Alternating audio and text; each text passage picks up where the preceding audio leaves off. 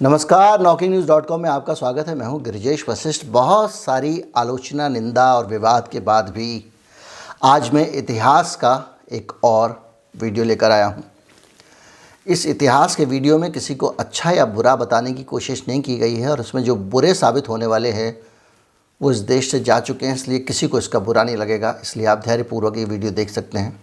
ये एक रोचक कहानी है और ये रोचक कहानी बताती है कि दुनिया में प्यार की निशानी के नाम पर मशहूर ताजमहल, बहुत सारे लोग इस पर भी बात करते हैं ताजमहल में ऐसा क्या महान था कि उसको जो है वो 7वां आश्चर्य बता दिया गया। हमारा फला मंदिर तो ऐसा है, ढिमका मंदिर तो ऐसा है। उसको लेके जो है बहस का कोई अंत नहीं है। अगर आपको हिम्मत है तो बहुत सारे आर्कियोलॉजिस्ट हैं आपकी जेब में, उनसे जाके कहिए कि वो उसको लेकर सर्च कर लें और उसको लेकर रिसर्च करें और उसके बाद में वो साबित कर दें कि ताजमहल से बेहतर है। वो तो दुनिया सुनने को तैयार बैठी हुई है। सारी दुनिया में थोड़ी वामपंथी और दक्षिणपंथी चलता है। खैर, वीडियो शुरू करने वाला हूँ। आज ताजमहल से जुड़ी हुई बहुत सारी रोचक कहानियाँ बताऊँगा। इतनी रोचक कहानियाँ होंगी कि आपको भी अचरज होगा, अच्छा ताजमहल के साथ ऐसा था। तो कहीं मत जाइए, चैनल को सब्सक्राइब कर लीजिए। प्यार की निशानी ताजमहल पर बातचीत शुरू करते हैं। अगर आप इस चैनल को सपोर्ट करना चाहते हैं तो हमारा UPI ID डिस्क्रिप्शन में दिया गया है, उसके ज़रिए आप भुगतान कर सकते हैं। और स्क्रीन पर भी बीच बीच में एक बारकोड मिलेगा, उसके ज़रिए भी आप चैनल चलाने के लिए धन दे सकते हैं। मैं अभी हाजिर हुआ।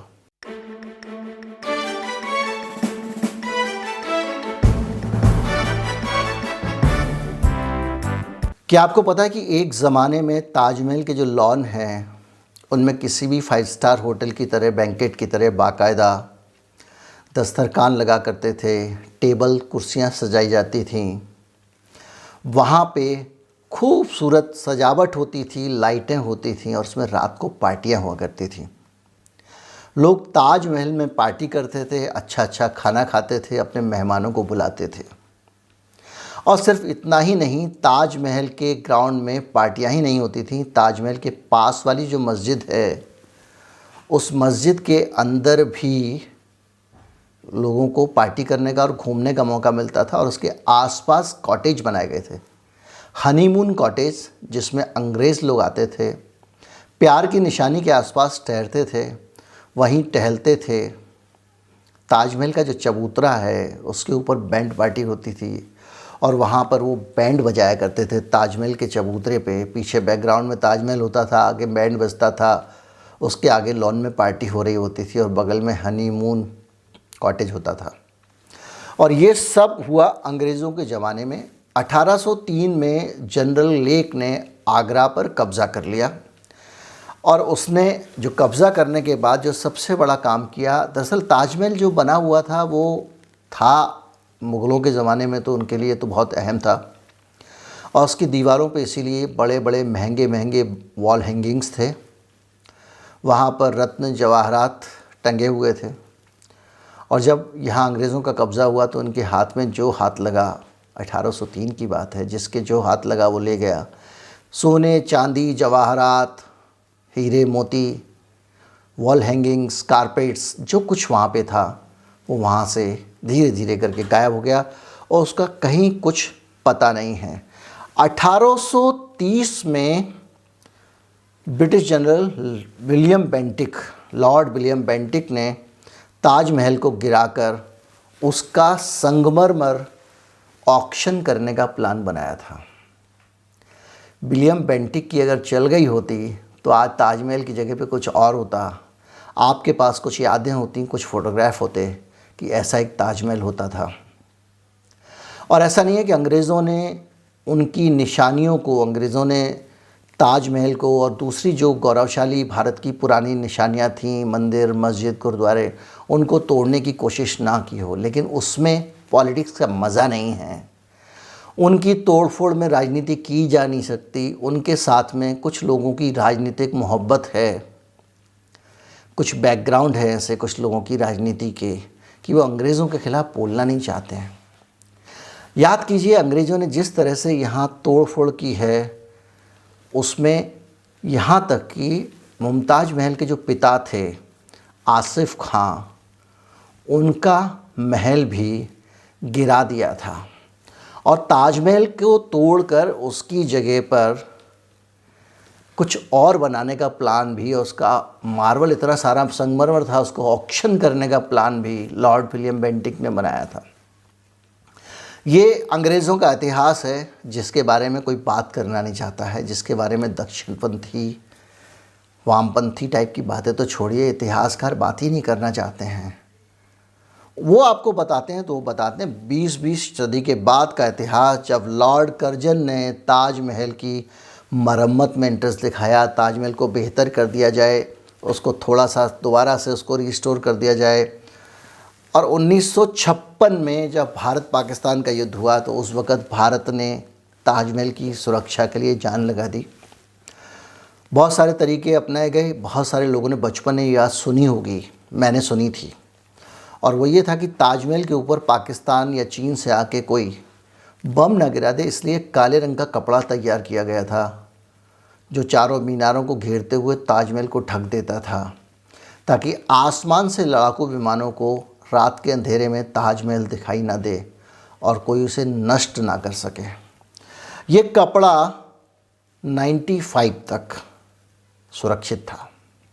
95 तक लोग वहाँ जाते थे, उस कपड़े को देखते थे। उसके बाद में चूहों ने उतनी पार्टी की उस कपड़े पे कि उसको नष्ट कर देना पड़ा। ताजमहल के बारे में एक और रोचक जानकारी ये है कि जो मुमताज़ महल थी, जिनकी कब्र के लिए ताजमहल बनाया गया था, उनको पहले यहाँ नहीं दफनाया गया था। उनको मध्य प्रदेश के बुरहानपुर में एक टेम्परेरी मकबरा बनाया गया, वो भी बहुत आलीशान था आज के हिसाब से। राजा लोग पैसा अपनी ऐश पे भरपूर खर्च करते थे, राजा कहें बादशाह कहें, कुछ लोग कहते हैं राजा नहीं करते थे, कुछ लोग कहते हैं बादशाह नहीं करते थे, क्या बोलूँ मैं। अब जो भी है, 8 जनवरी 1632 को उन्हें दोबारा आगरा में लाके किनारे पर यमुना के दफनाया गया।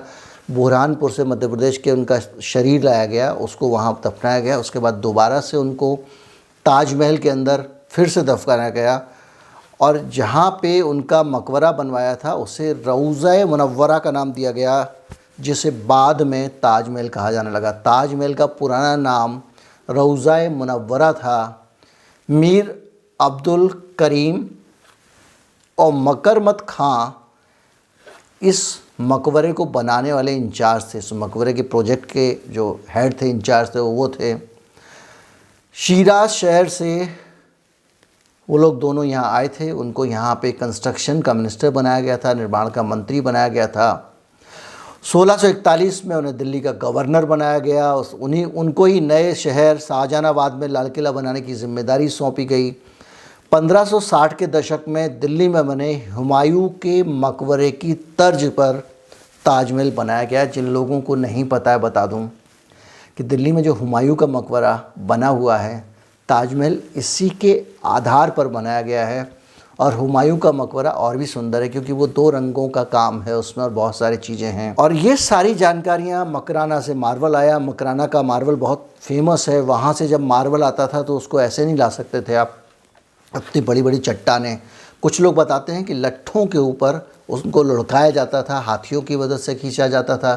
कुछ लोग कहते हैं कि ऐसी बग्घियाँ होती थी जिसमें 15-15, 20-20 घोड़े लगे होते थे, गधे लगे होते थे, और वो घसीट घसीट कर लाते थे, कहाँ मकराना कहाँ आगरा, और उससे ताजमहल बना। उसकी बहुत दुर्खभरी कहानियाँ भी हैं जिसमें कई लोग मारे गए, कई मज़दूरों की मौत हुई। जब एक मज़दूर मर जाता था तो उसकी लाश नहीं संभाली जाती थी, लोग दूसरे काम में लग जाते थे। 2 तरह का खाना बनता था, सुबह इकट्ठा खाना बनता था, एक बार खाना मिलता था। इंसानों की ज़िंदगी चाबुक चलती रहती थी, गुलाम थे, बहुत सारी चीज़ें थीं जो ताजमहल की कहानियाँ राजतंत्र की एक तस्वीर दिखाती हैं। लेकिन मैं उस पहलू पे भी जाने की अभी तैयार नहीं हूँ। मैं इस पर ऑलरेडी वीडियो में एक जिक्र कर चुका हूँ, बहुत ज़्यादा जिक्र कर चुका हूँ, और कभी फिर दोबारा से वीडियो बना दूंगा। लेकिन कुल मिला के ये हैं कुछ ऐसी चीज़ें जो आपको बताती हैं ताजमहल के इतिहास के बारे में, भारत के बारे में, और इसको आप किसी के पक्ष या विरोध में मानना चाहें तो मान सकते हैं। मैं स्वागत करूंगा, वीडियो मेरा ज़रूर देखते रहिएगा। अब आते हैं हिंदुस्तानी अंग्रेज़ों पर। अंग्रेज़ों का जिनको मित्र कहा जाता है, जिनको कहा जाता है कि वो अंग्रेज़ों से बहुत जुड़े हुए थे, अंग्रेज़ों के प्रति सहानुभूति रखते थे, भारत छोड़ो आंदोलन में लोगों को डिस्करेज किया हिस्सा ना लें, जिन्होंने लगातार, जिनके कुछ लोगों के ऊपर अंग्रेज़ों की जासूसी करने के भी सोशल मीडिया पर आरोप लगते हैं, माननीय प्रधानमंत्री रहे अटल बिहारी वाजपेयी जी बाकायदा एक मुकदमे में गवाह बन चुके, अंग्रेज़ों के सरकारी गवाह, स्वतंत्रता सेनानियों के खिलाफ। इसके दस्तावेज भी हैं। तो इसी विचारधारा के लोगों ने ताजमहल को, जो आधुनिक अंग्रेज़ हैं, अंग्रेज़ों को मानने वाले हैं अगर तथाकथित रूप से, क्योंकि ये बात मैं नहीं कहना चाहूँगा, तो उन लोगों ने अंग्रेज़ों के बाद में ताजमहल के साथ क्या किया। अंग्रेज़ों ने ताजमहल को तबाह करने की कोशिश की, उसके बाद उन्होंने ही उसको बेहतर बनाया, उसके बाद लगातार इसकी हिफाजत की कोशिश हुई। लेकिन 2017 में जब उत्तर प्रदेश में योगी आदित्यनाथ की सरकार आई, तो सरकार ने जो बजट जारी किया टूरिस्ट प्लेसेस को बढ़ाने के लिए, तो उसमें ताजमहल का बजट ख़त्म कर दिया गया। ताजमहल के बढ़ावे के लिए सरकार ने पैसे देने से मना कर दिया। ताजमहल के पर्यटन को बढ़ावा देने के लिए उत्तर प्रदेश की योगी आदित्यनाथ सरकार ने पैसे देने से मना कर दिया और उस बजट में एक अलग से बजट किया जो हमारी सांस्कृतिक विरासत के नाम पर उसको जारी कर दिया गया। और ये मानते थे वो कि मुग़ल बादशाह शाहजहाँ ने बनाया, तो ताजमहल भारतीय नहीं है, ताजमहल विदेशी है और ये भारत की अतीत की संस्कृति को प्रतिबिंबित नहीं करता है और इसे आक्रमणकारियों ने बनाया। इसको लेके बहस है, वो कितने आक्रमणकारी थे कितने नहीं थे, उसको लेके बहुत सारी बहस है, अलग अलग विचारधारा है। फिर मैं बहस में पड़ जाऊंगा, कुछ लोग मेरे पीछे पड़ जाएंगे। लेकिन चित्रकूट, बनारस, मथुरा और अयोध्या जैसी जगहों पर सरकार ने घोषणाएं की, फंड लगाया और ताजमहल को बाकायदा नेगलेक्टेड छोड़ दिया, उसके ऊपर से पैसा हटा दिया। ये ताजमहल के बुरे दिनों की वर्तमान की कहानी है। आज की हालत में ताजमहल का क्या हाल है और दुनिया भर में ताजमहल की क्या धमक है, हम सब जानते हैं। उसके बावजूद जिस राज्य की सरकार है वो अपने संवैधानिक कर्तव्य, अपने शहर की धरोहरों को, अपने राज्य की धरोहरों को संरक्षित करने के बजाय उनके साथ खिलवाड़ करती है, उनको तोड़फोड़ करने की कोशिश करती है। तो एक तरफ उन्होंने मस्जिद किराए पर उठा दी, हनीमून कॉटेज बना दिए, ताजमहल के चबूतरे पर बैंड बजाने लगे, ताजमहल के हीरे जवाहरात लूट लिए और लॉन में पार्टी करने लगे। दूसरी तरफ यहाँ ये हुआ कि 2000 करोड़ रुपए की राशि स्वीकृत होती है उत्तर प्रदेश में सरकार आते ही, लेकिन उसके अंदर से ताजमहल का नाम काट दिया जाता है। ताजमहल के प्रचार के लिए सरकार रकम खर्च ही करना नहीं चाहती है। कैलेंडर को लेकर भी एक विवाद हुआ था। कहीं मत जाइए, चैनल को सब्सक्राइब कर लीजिए। सबको 4 नए सब्सक्राइबर जोड़ने की जिम्मेदारी लेनी चाहिए ताकि चैनल आगे बढ़ सके। अटक गया है मामला। नमस्कार, जय हिंद।